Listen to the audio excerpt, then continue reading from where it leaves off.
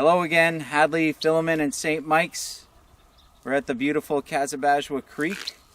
I have my assistant Joseph with me.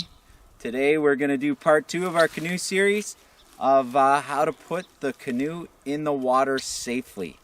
This is actually the time that most boats flip, okay? And the reason that most boats flip when you're putting it in the water is because people assume that you want to keep the boat up on shore and get in like that. That's actually false. You want to get as much of the boat as possible in the water and keep the boat flat. That's when it's most stable. If you have it on an angle like that, it's really tippy and hard to get in and out of. Okay, it's not so bad on a beautiful hot day like today, but if you're on your way on a canoe camping trip and you got your gear and your stove and your sleeping bag and your tent, you definitely don't want to flip on the way into the water on your way out for a weekend camping. So knowing how to load the boat is super safe.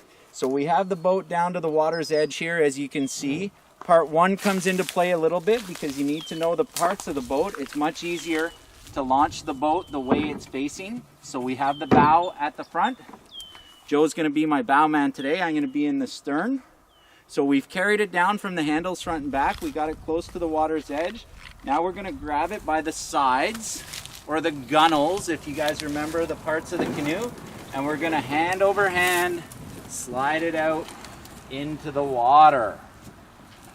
Okay, we're going to slide it out into the water until, as you can see, the boat is almost perfectly level in the water right now. It's not up high on the bank because it's super tippy when I do that.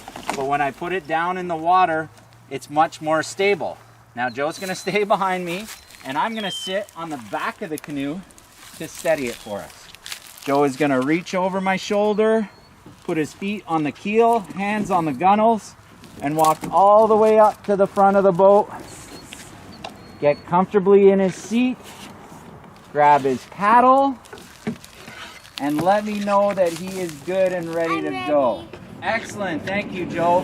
Now what I'm gonna do, and again, you notice Joe had his shoes on, and I have my shoes on. Oftentimes when you're at a campsite, especially a public campsite or somewhere where a lot of people go, you really do want to keep your shoes on, even though you're tempted to take them off, because there's often glass or bottle caps or things you can cut your feet on.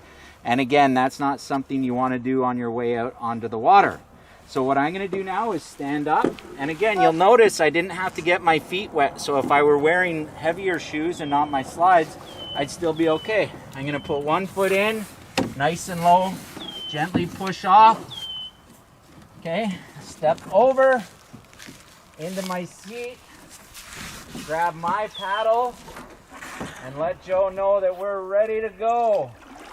And we're off on an adventure. Have a great day, Hadley, Philemon, and St. Mike's. We're going canoeing. Woo! Give a woo, Joe. Woo! Woo!